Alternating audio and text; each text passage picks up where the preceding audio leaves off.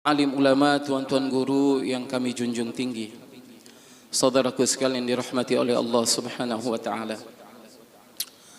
Setelah hampir kurang lebih 13 tahun Nabiullah Ibrahim meninggalkan anak kandungnya yang ketika itu cuma satu, dan tentu pasti sangat dicintai. Apalagi kehadirannya pun setelah beliau berusia tua, usia lanjut. Berpisah karena perintah Allah, bukan karena hawa nafsu. Berpisah karena perintah Allah, bukan karena keinginan sendiri. Dan itu pun berpisah di tempat yang menurut kita adalah satu tempat yang memang tidak patut untuk dihuni. Tidak ada asbab kehidupan di sana. Bersama dengan ibunya Sayyidah Hajar radhiyallahu ta'ala anha, bayi kecil Ismail yang masih merah ditinggal di lembah Bakkah. Tidak ada sumber air, tidak ada pohon, tidak ada buah-buahan, tidak ada tetangga.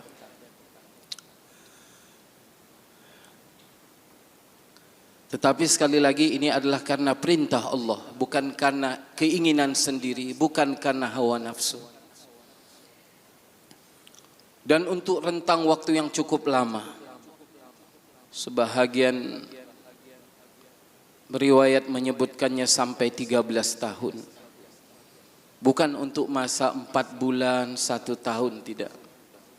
13 tahun meninggalkan anak dan istrinya. Sekali lagi saudaraku sekalian, semata-mata untuk membuat Allah Ta'ala redha, untuk menyenangkan Allah, untuk mematuhi kehendak Allah. Setelah 13 tahun berlalu, Nabiullah Ibrahim datang menjenguk istrinya dan anaknya, membawa buah tangan, baju baru, makanan lezat, tidak. 13 tahun berpisah. Setelah datang menjumpai anak dan istrinya, kembali untuk membawa perintah Allah berikutnya, untuk menyampaikan kepada anaknya bahwa Allah Subhanahu wa ta'ala memerintahkan dirinya untuk menyembelih anaknya yang sudah ditinggalkan 13 tahun. Tidak dikirim nafkah, tidak. Diserahkan seutuhnya kepada Allah dan didoakan sepenuh hati. Beberapa doa-doa Nabiullah Ibrahim ketika meninggalkan anak istrinya di lembah Bakkah direkam oleh Allah Ta'ala dalam Al-Quran. Sangat baik kalau setiap kita orang tua menghafal doa ini. Dan alangkah baiknya kalau setiap kita anak-anak menghafal doa ini. Rabbana inni askantu min dzurriyyati biwadin ghairi dhi zar'in 'inda baitikal muharram. Untuk apa? Liyuqimus shalah. Aku tinggalkan keturunanku ya Allah di lembah yang tidak ada sebab kehidupan. Kalau sekiranya peristiwa itu diulang kembali di depan biji mata kita sekarang, kita yang selama ini memuji-muji Nabiullah Ibrahim mungkin akan menjadi penentang Nabiullah Ibrahim. Dasar suami gila, ayah tidak punya perasaan. Istri seorang wanita yang lemah ditinggal di tempat yang tidak ada asbab kehidupan. Anak bayi yang masih merah ditinggalkan begitu saja. Hanya dengan bekal satu satu genggam gini kurma, satu ghirbah air yang tidak begitu banyak. Kita yang selama ini mengagung-agungkan Nabiullah Ibrahim, dengan senang hati di dalam salat kita bersalawat, Allahumma salli ala Sayyidina Muhammadin wa ala ali Sayyidina Muhammadin kama sallaita ala Sayyidina Ibrahim wa ala ali Sayyidina Ibrahim. Entah apalah yang akan keluar dari mulut kita, entah apalah yang terlintas di benak kita, sekiranya peristiwa itu terulang kembali di hadapan mata kita, Nabiullah Ibrahim meninggalkan anak istrinya di tempat yang tidak ada sebab kehidupan untuk rentang waktu yang sangat lama. Dan begitu kembali datang menjenguk anak istrinya, membawa perintah Allah. Nak, Allah perintahkan ayah untuk sembelih kamu, nak. Apa yang akan kita katakan kepada Nabiullah Ibrahim? Sekiranya kita hidup di masa itu, atau Nabiullah Ibrahim hidup kembali sekarang, mengulangi semua itu di hadapan mata kita.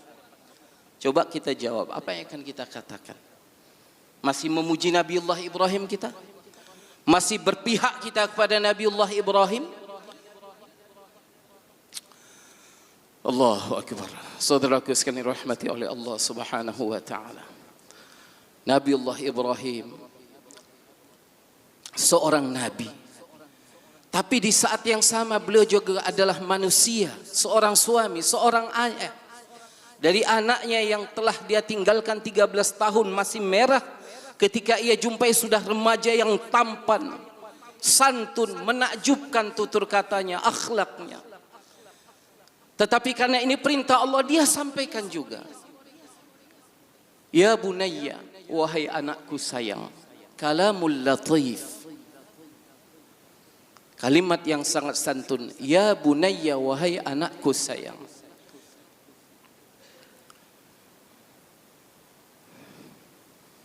Kalau kita nggak mungkin bisa kuat nyampaikan ini. Tapi Nabiullah Ibrahim, beliau kuatkan hati. Falamma balagha ma'ahu as-sa'ya qala ya bunayya inni ara fil manam anni adhbahuk fanzur madza tara. Datang perintah Allah, nak, untuk ayah agar menyembelih kamu sayang. Apa pendapat kamu sayang? Para ulama mufassirin mengatakan seperti ini. Nabiullah Ibrahim tanya kepada anaknya, bukan berarti menunggu jawaban anaknya. Kalau anaknya setuju jadi sembelih, kalau anaknya tak setuju tak jadi sembelih. Bukan itu. Bukan kemudian bermusyawarah dengan anak, kemudian keputusan dari mulut anak. Tidak.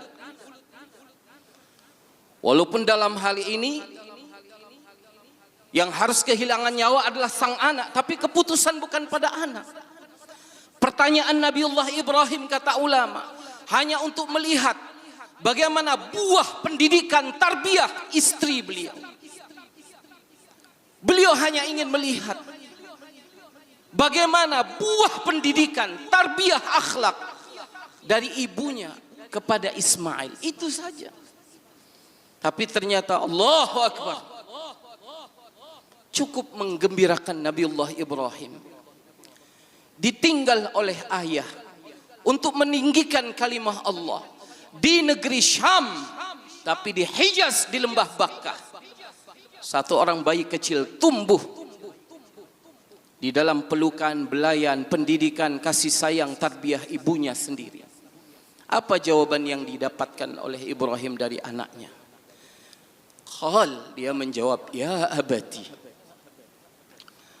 Para ulama-ulama ilmu balaghah, tata bahasa Arab, kalimat abati ini adalah kalamul latif, kalimat yang sangat santun. Wahai ayahku sayang. Ini panggilan seorang anak yang ditinggal 13 tahun gak ada nafkah, kemudian ketika datang mau menyembelih, tapi anak yang memiliki akhlak yang baik, yang telah menerima tarbiyah ruhiyah, justru memanggil ayahnya dengan panggilan ya abati, wahai ayahku sayang. Bukan hanya sekedar ya abi, ya walidi, tidak. Ya abati. Kita baca Al-Quran dari awal sampai akhir. Panggilan-panggilan manusia-manusia agung kepada ayah mereka, semuanya dengan panggilan ya abati. Nabiullah Yusuf ketika kecil panggil ayahnya ya abati. Ismail panggil ayahnya ya abati. Wahai ayahku sayang, if'al ma tu'mar.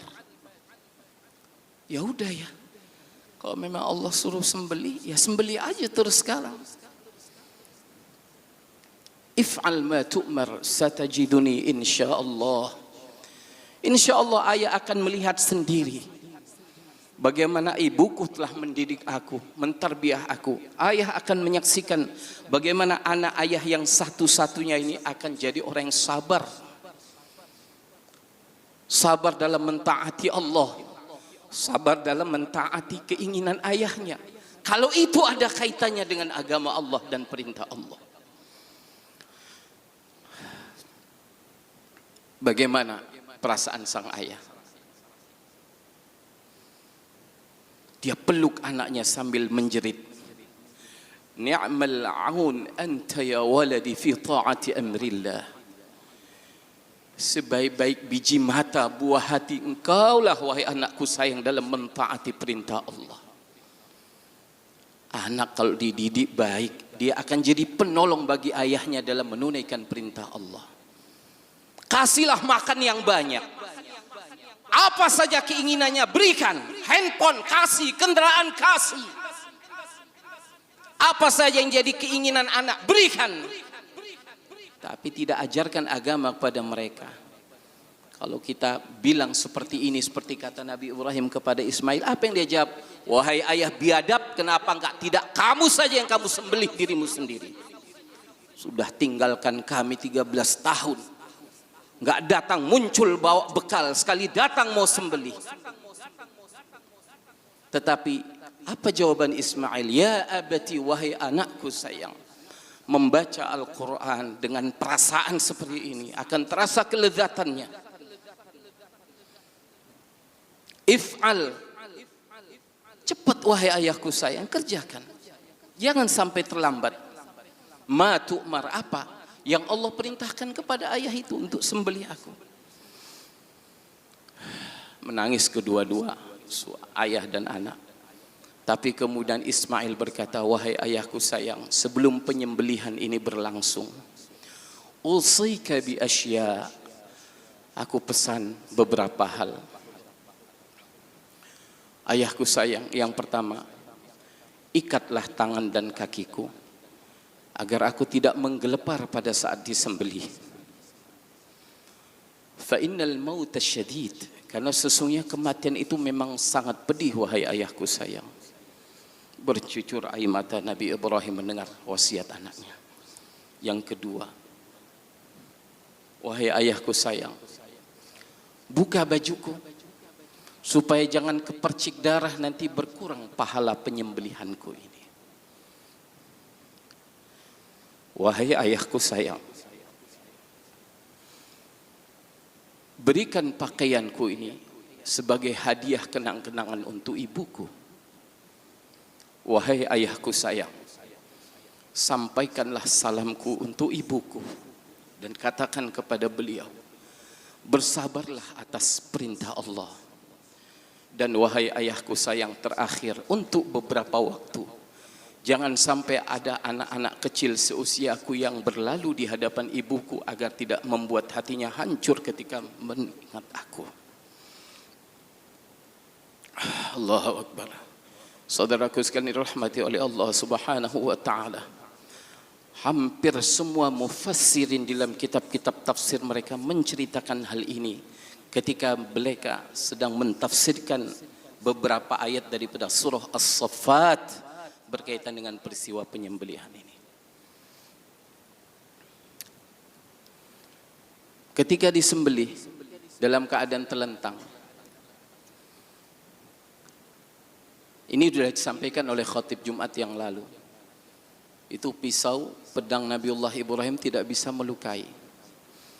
Terus cepat ditegur oleh Ismail kepada ayahnya, wahai ayahku sayang, sepertinya karena kecintaanmu kepadaku, engkau lemah dalam menyembelihku. Telungkupkan wajahku supaya engkau tidak menatap wajahku. Kalaulah kita diberi oleh Allah Ta'ala sebesar dzarrah, jadi dari keagungan dan kelembutan sifat dari Ismail kepada anak-anak kita, rasanya tidak ada harta yang lebih mahal dari harta ini. Wahai ayahku sayang, sepertinya ayah lemah dalam menunaikan perintah Allah ini. Karena sayangnya ayah melihat wajahku, telungkupkan aku supaya engkau mudah menyembelih aku.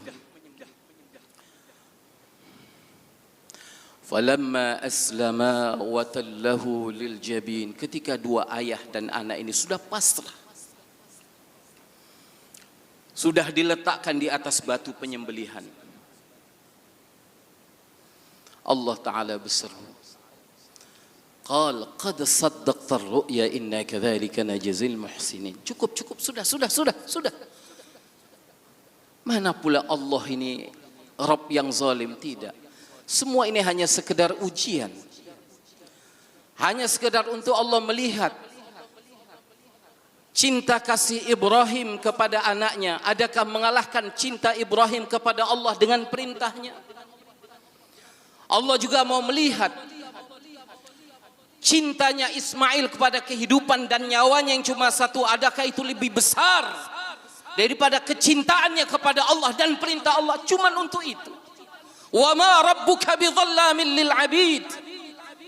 Maaf, khatib ingin menyampaikan, tidak ada satu perintah Allah pun di dunia ini, dari yang kelihatan paling sederhana ataupun yang paling berat, yang di sana ada sisi kezaliman, tidak ada. Allah bukanlah Rabb yang zalim. Allah adalah zat yang maha rahman. Allah adalah zat yang maha rahim. Allah zat yang maha karim. Allah zat yang maha halim. Allah adalah zat yang maha latif. Allah zat yang maha rauf. Allah zat yang maha pengasih, maha penyayang. Tidak ada satu orang ibu pun yang menyayangi anak kandungnya, yang bisa menyayangi anak kandungnya seperti Allah menyayangi dirinya. Tidak ada. Tidak ada yang lebih menyayangi diri kita melebihi Allah Subhanahu wa ta'ala. Mustahil Allah Ta'ala bertindak zalim dengan perintah-perintahnya. Allah hanya melihat. Kalau kemudian Allah Ta'ala syariatkan kita untuk berkurban, bukan untuk buat kita jadi fakir, hadirin yang mulia. Bertaubatlah kepada Allah. Mintalah ampun kepada Allah kalau sempat tersedik dalam hati. Ku sembelih kurban hari ini, aku takut akan kelaparan di bulan yang akan datang. Ku sembelih kurban tahun ini, aku khawatir akan berkurang hartaku di masa yang akan datang. Bertaubatlah kepada Allah Ta'ala. Allah tidak pernah bersifat mengambil, Allah bersifat memberi dan membagi. Allahu Akbar. Saudaraku sekalian dirahmati oleh Allah Ta'ala, sedikit pun Allah Ta'ala tidak mengambil faedah dari makhluknya.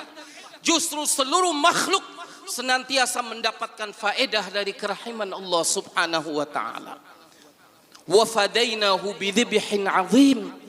Kami gantikan sifat totalitas Ibrahim dan Ismail untuk taat kepada perintah Allah dengan penyembelihan yang sangat agung, dengan kurbannya salah satu dari anak Nabiullah Adam yang Allah Ta'ala terima dulu, diturunkan lagi ke dunia. Dulu kurban itu Allah Ta'ala terima, angkat ke langit, dipelihara oleh Allah Ta'ala dalam surga, kemudian diturunkan lagi sebagai tebusan bagi nyawa Ismail. Allahu Akbar. Saudaraku sekalian rahmati oleh Allah Subhanahu wa Ta'ala. Khatib di penghujung khutbah ingin menyampaikan kepada kita, ya terutama untuk diri khatib sendiri. Ada nas dari Al-Imam Ibnu Hajar, ucapan lidah Al-Imam Ibnu Hajar berkaitan dengan syariat kurban. Qala Ibnu Hajar, Al-Imam Ibnu Hajar. Ibnu Hajar ini ada dua yang masyhur, yang kemudian beliau spesifikasinya kepada hadis, tapi beliau juga kepada fikih, beliau juga pakar hadis. Itu Al-Imam Ibnu Hajar Al-Haythami Al-Makki. Ada satu lagi kemudian yang studi beliau spesifikasinya kepada hadis, Al-Ibnu Hajar, Imam Ibnu Hajar Al-Asqalani. Ini Imam Ibnu Hajar yang penulis kitab Tuhfah Syarah Minhaj. Di dalam juzuk yang ke-9.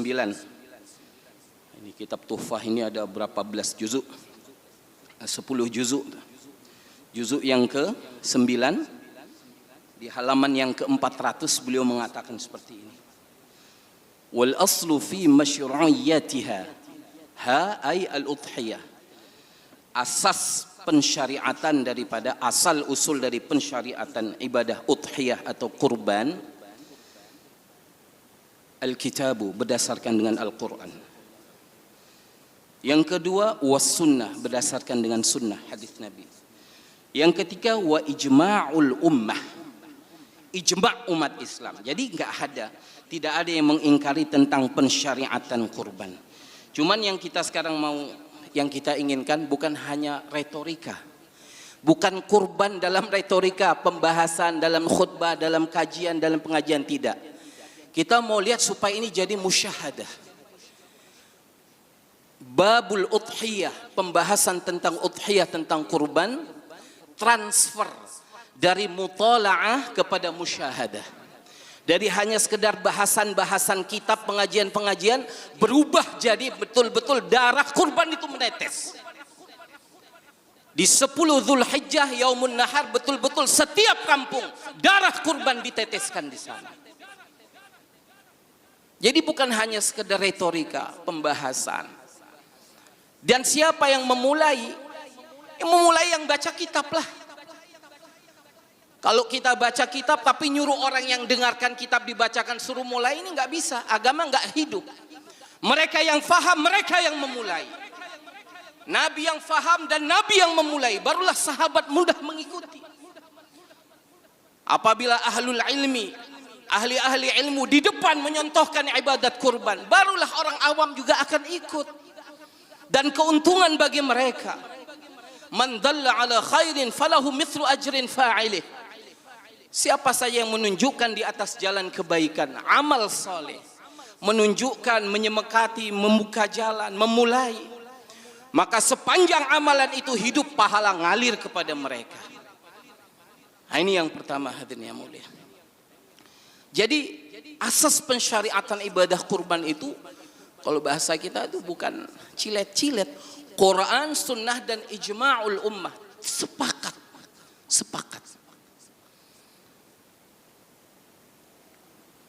Ada hadis yang diriwayatkan oleh Al-Imam At-Tirmidzi dan Al-Imam Al-Hakim dalam kitab Mustadraknya juga menulis kitab hadis, meriwayatkan hadis ini, dan beliau menyatakan kesahihan hadis ini.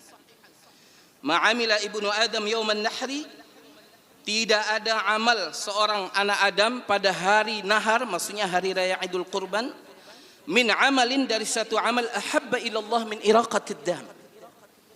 Enggak ada amal yang lebih tinggi, lebih mulia, lebih agung, lebih mudah mendekatkan diri kepada Allah, dan lebih mudah untuk mendapatkan kecintaan Allah. Ahabba ilallah, dan memang ia adalah amal yang paling sangat-sangat dicintai oleh Allah di hari itu. Min iraqatid dam, dari mencucurkan darah, maksudnya menyembelih kurban. Wa innaha la ta'ti yaumal qiyamati biquruniha wa adlafiha.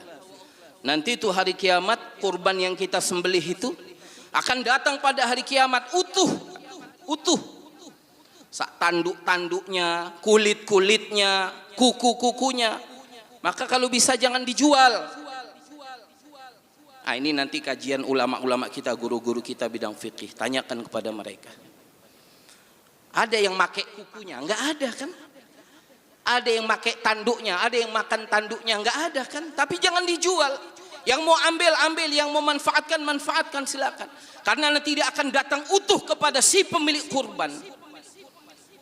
Akan mensyafaati, akan menjadi kendaraan.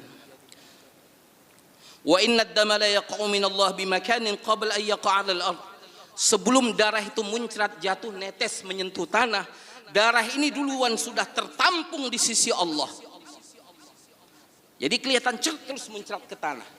Sebenarnya kata Nabi, sebelum darah itu muncrat, netes, menyentuh tanah, darah ini sudah duluan, kalau bahasa manusia, ditampung oleh Allah, disimpan di suatu tempat.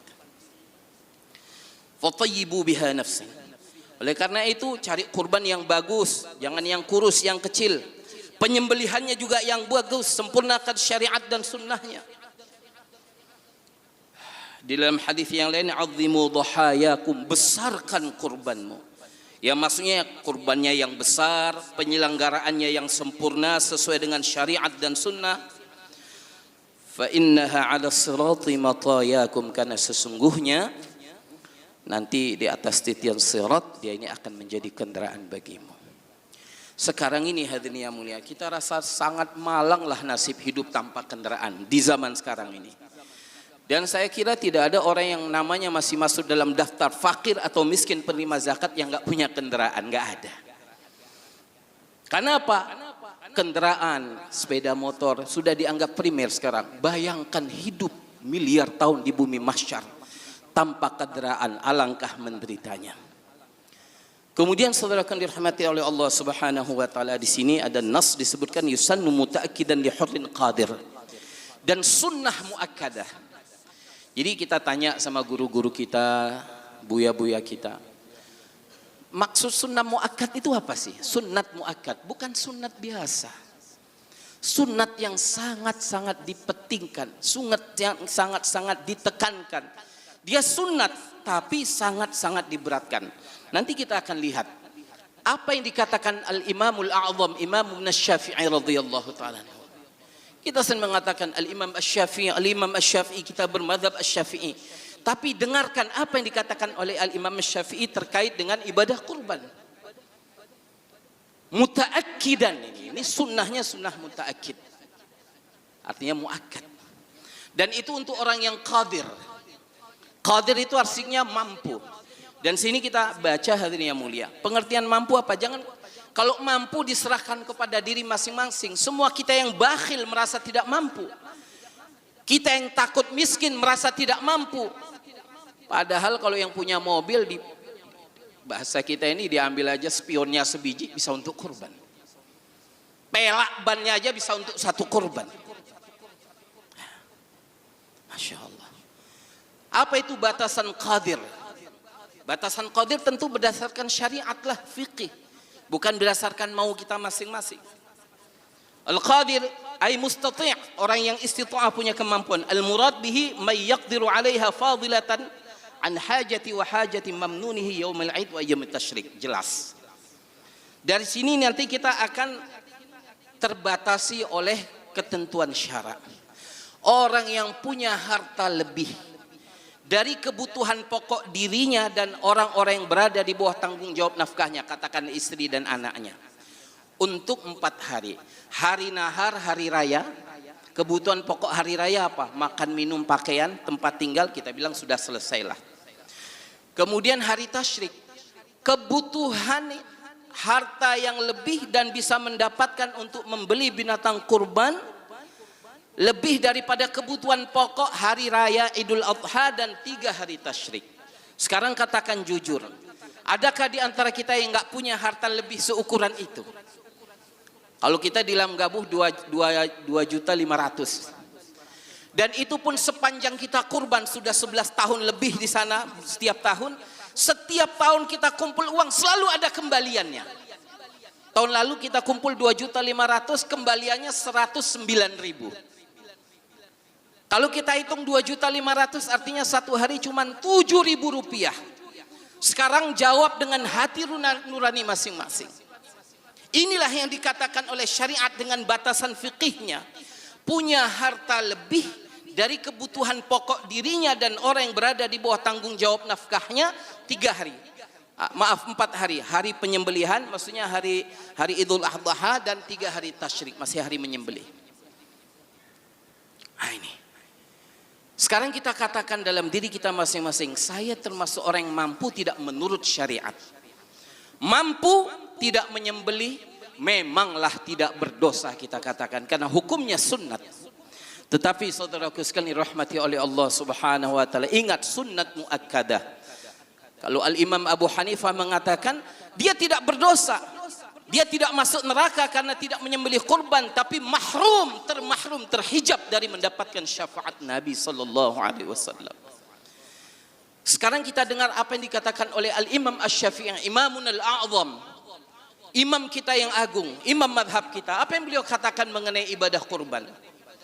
Wa qala Asy-Syafi'i radhiyallahu ta'ala anhu, Al-Imam Asy-Syafi'i radhiyallahu ta'ala mengatakan, la urakhisu fi tarkiha liman qadara alaihi.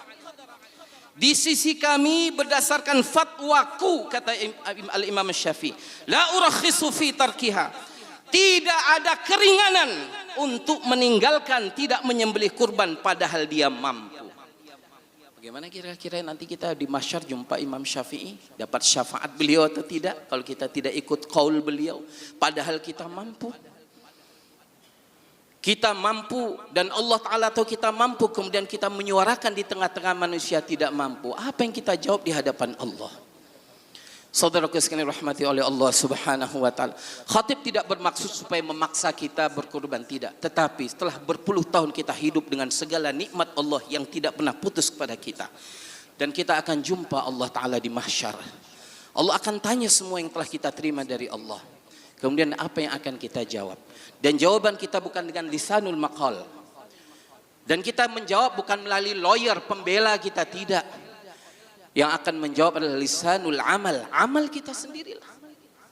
Maka saudaraku sekalian rahmati oleh Allah taala, terakhir khatib ingin sampaikan yang mulia Nabi Agung Baginda sallallahu alaihi wasallam yang disampaikan oleh Sayyidah Aisyah radhiyallahu mengatakan, aku hidup bersama dengan Nabi berpuluh tahun, tetapi Nabi tidak pernah 3 hari berturut-turut makan dengan kenyang, tidak. Beliau lebih banyak enggak makannya dari makannya. Beliau memilih hidup kesederhanaan, bahkan cenderung seperti itulah. Tetapi orang yang hidupnya seperti itu, setiap tahun beliau berkorban sekurang-kurangnya 2. 1 untuk diri dan keluarganya, 1 lagi korban untuk umatnya. Ada kita yang pernah 1 hari enggak makan? Enggak pernah. Ada kita yang masuk dalam daftar fakir miskin penerima zakat, 1 hari makannya 2 kali? Enggak pernah. Makan gak kurang dari 3 kali, belum snack kopinya, mie gorengnya, macam-macam. Tapi Nabi Agung Baginda sallallahu alaihi wasallam yang dikatakan oleh Aisyah, aku hidup bersama dengan Nabi, tidak pernah 3 hari berturut-turut makan dalam keadaan kenyang. Bahkan di tahun terakhir, di malam terakhir Nabi hidup di dunia ini, akan tinggalkan dunia untuk selama-lamanya, beliau dalam keadaan sakit berat, demam tinggi. Beliau hidup di rumah dalam keadaan gelap. Karena apa? Tidak punya minyak untuk nyalakan lampu di rumahnya. Ada kita yang nggak punya pulsa untuk isi rekening listrik untuk nyalakan lampu, nggak ada. Tapi justru di tahun itu Nabi telah menyembelih korban sebanyak 100 ekor onta. Di hari yang beliau nggak punya lampu, minyak untuk nyalakan lampu untuk penerangan di rumahnya sendiri. Tapi justru di tahun itu beliau telah menyembelih kurban. Hadis yang diriwayatkan oleh Al-Imam Al-Bukhari dan Al-Imam Muslim. Beliau telah menyembelih 100 ekor onta. 63 ekor onta beliau sembelih dengan tangannya sendiri, dan selebihnya beliau wakilahkan kepada Sayyidina Ali karramallahu wajhah. Terus bagaimana dengan kita yang enggak pernah kegelapan? Bagaimana kita yang tidak pernah tidak makan? Kita terus selalu menyuarakan enggak mampu, enggak punya. Kehadiran yang dimuliakan oleh Allah Ta'ala, masih ada sedikit waktu, beberapa hari ke depan untuk kita berfikir ulang mengenai apa yang harus kita lakukan dengan sedikit karunia Allah yang ada pada kita. Alhamdulillah.